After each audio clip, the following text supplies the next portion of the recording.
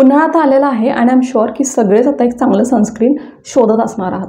आता तुम्हाला सुद्धा जर एक चांगला सनस्क्रीन हवा असेल तर थोडासा थांबा, हा व्हिडिओ पूर्ण बघा, म्हणजे तुम्हाला नक्की लक्षात येईल की तुमच्यासाठी परफेक्ट सनस्क्रीन कोणता आहे. कारण आपण सनस्क्रीन जर चुकीचा सिलेक्ट केलो तर आय एम शुअर की तुम्हाला ते लावताना चांगला वाटणार नाही आणि तुम्ही तो यूज करायचं सुद्धा बंद करणार आहात. पण जर आपण सनस्क्रीन यूज करायचं बंद केलो तर भरपूर जास्त नुकसान आपल्या स्किनला होणार आहे.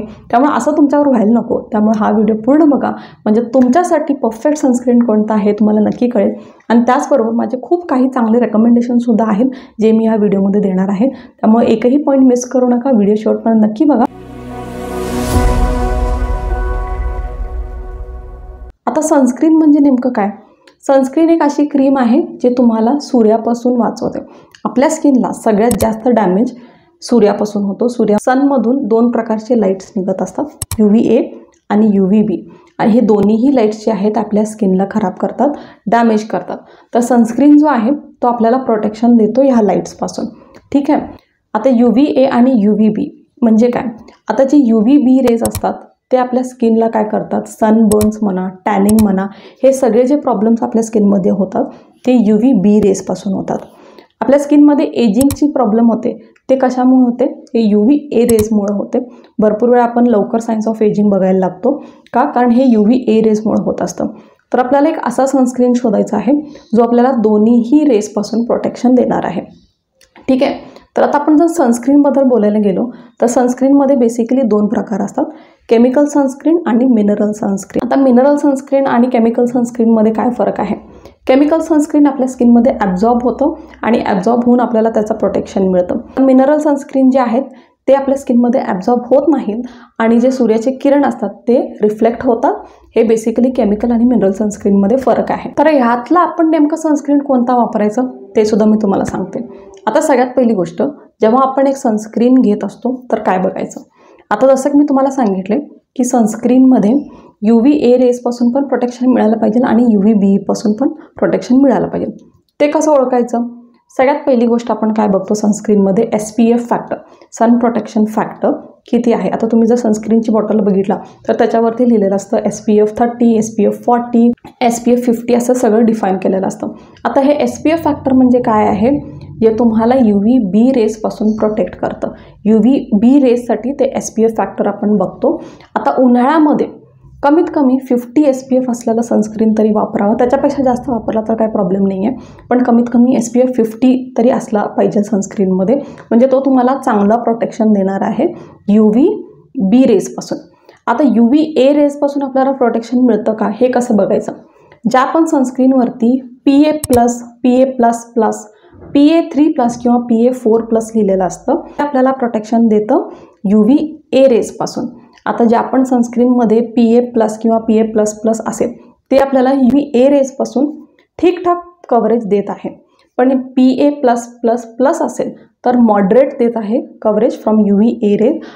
आणि ज्या सनस्क्रीनवरती PA4+ असतो तो खूपच एक्सलंट आपल्याला कव्हर करतो UVA रेजपासून. ठीक आहे. तर आपण ह्या 2 गोष्टी बेसिकली बघणार आहोत की सनस्क्रीनमध्ये SPF फॅक्टरसुद्धा चांगला असला पाहिजे आणि PA फॅक्टरसुद्धा चांगला असला पाहिजे.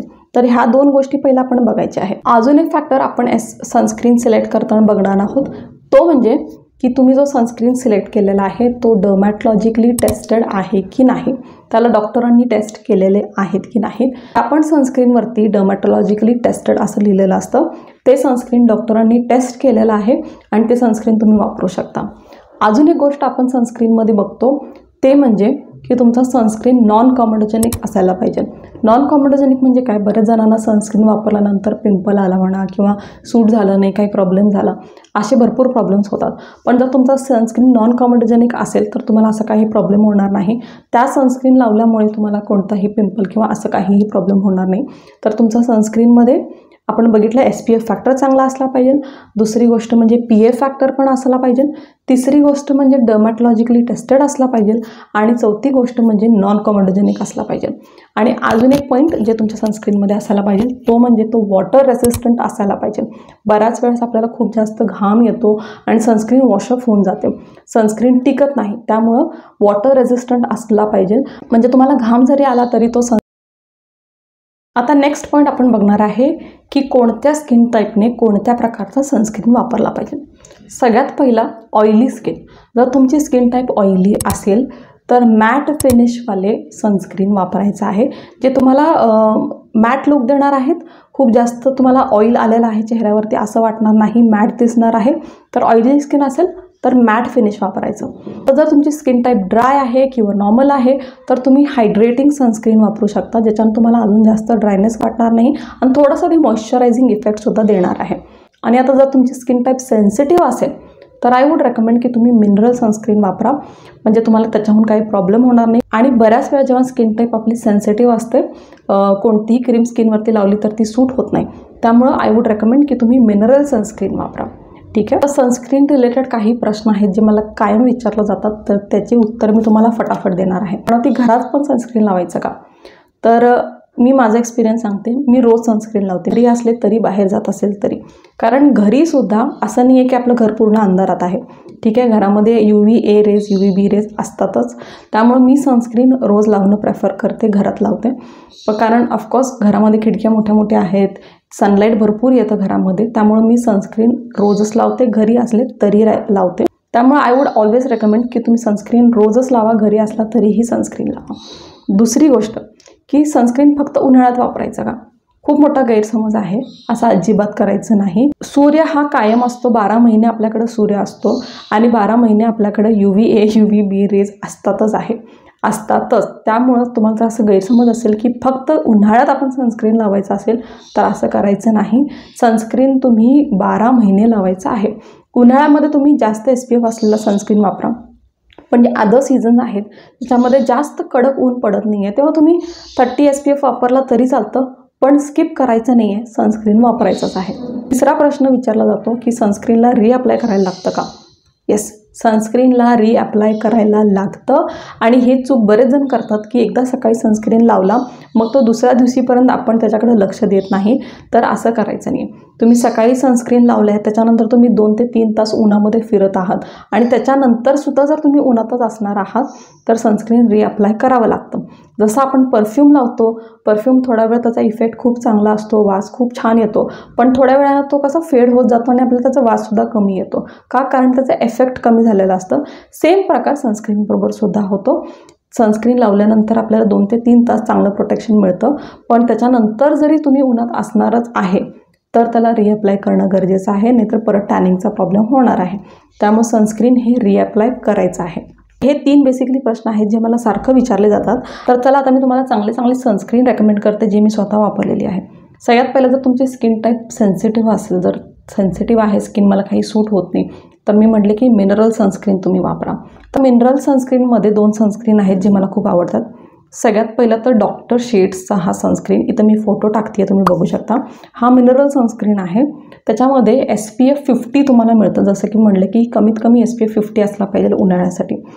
हा SPF 50 आहे आणि त्याचबरोबर हा PA+++ आहे, म्हणजे ह्याचा PA फॅक्टर पण चांगला आहे.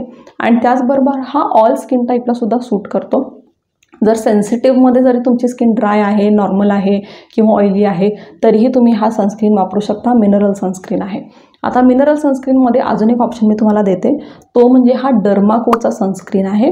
ह्याचासुद्धा SPF फॅक्टर 50 आहे आणि त्याचबरोबर PA फॅक्टर ह्याचा 3 आहे, PA3+ आहे आणि हा ऑइल फ्री आहे, म्हणजे हा मॅट लुक देणार आहे. जर तुमची स्किन टाईप ऑइली असेल आणि जर ऑइली आणि सेन्सिटिव्ह असेल तर डेफिनेटली हा डर्माकोचा सनस्क्रीन जो आहे तो खूपच चांगला आहे, तो तुम्ही ट्राय करू शकता. आता जर तुमची स्किन टाईप ऑइली आहे आणि तुम्हाला सारखं पिंपल्स येतात, ॲक्ने प्रोन स्किन असेल, तर सगळ्यात best sunscreen I would recommend की हा फोटोस्टेबल ॲक्ने म्हणून एक सनस्क्रीन आहे, खूप चांगला आहे. इनिशियली जेव्हा मला भरपूर पिंपल्सचा प्रॉब्लेम व्हायचा तेव्हा मी हा फोटोस्टेबल ॲक्ने यूज केलेली आहे, खूप चांगला आहे. सगळ्यात पहिली गोष्ट SPF 55 आहे, विच इज व्हेरी गुड. आणि PA फॅक्टर ह्याचा 3+ आहे, म्हणजे तुम्हाला UVA रेजपासून पण खूप चांगलं प्रोटेक्शन मिळतं. त्याचबरोबर हा मॅट फिनिश आहे. ऑइली स्किन असलं तर मॅट फिनिश वर्क्स बेस्ट, त्यामुळे हा मॅट फिनिश आहे. आणि त्याचबरोबर ह्याचा फॉर्म जो आहे हा जेल फॉर्ममध्ये आहे, त्यामुळे तुम्हाला चिपचिप अजिबात वाटणार नाही. सो तुमची स्किन टाईप जर ऑइली आहे, ॲक्ने प्रोन असेल तर हा फोटोस्टेबल ॲक्ने सनस्क्रीन खूप चांगला आहे. अजून एक रेकमेंडेशन तुम्हाला देते, जर तुमची स्किन टाईप ऑइली असेल तर हा UV डॉक्स म्हणून एक सनस्क्रीन आहे, तो सुद्धा खूप मस्त आहे. जर तुम्ही मला आधीपासून फॉलो करत असाल तर माझ्या जुन्या व्हिडिओजमध्ये तुम्ही बघितलं असणार आहे, तेव्हा मी हा सनस्क्रीन यूज करायचे. खूपच मस्त आहे. SPF फॅक्टर 50 आहे, PA3+ आहे विच इज व्हेरी गुड आणि सगळ्या स्किन टाईपला सूट करतो ॲक्च्युली. आणि ह्याचं फिनिश जे आहे तर मॅट फिनिश आहे, त्यामुळं जर तुमची स्किन टाईप नॉर्मल आहे किंवा ऑइली आहे तर आणि तुम्हाला मॅट फिनिशमध्ये जायचं असेल तर डेफिनेटली हा UV डॉक्सचा सनस्क्रीनसुद्धा खूप चांगला आहे. आता जर तुमची स्किन टाईप नॉर्मल आहे किंवा थोडीशी ड्राय आहे तर तुम्ही हा ॲक्वालॉजिकाचा सनस्क्रीन यूज करू शकता. मी भरपूर टाईमसाठी हा सनस्क्रीन यूज केलेली आहे. SPF फॅक्टर 50 आहे विच इज व्हेरी गुड आणि PA फॅक्टर PA+4 आहे, म्हणजे UVA रेजपासून खूप चांगला कव्हरेज, खूप चांगलं प्रोटेक्शन मिळणार आहे. आणि हा ॲक्च्युली सगळ्या स्किन टाईपला सूट करतो. क्रीम फॉर्मॅटमध्ये असला तरीही खूप जास्त चिपचिप चेहऱ्यावरती वाटत नाही, त्यामुळे तुम्ही जर स्किन टाईप नॉर्मल आहे, ऑइली आहे, ड्राय आहे तरीही तुम्ही हा वापरू शकता.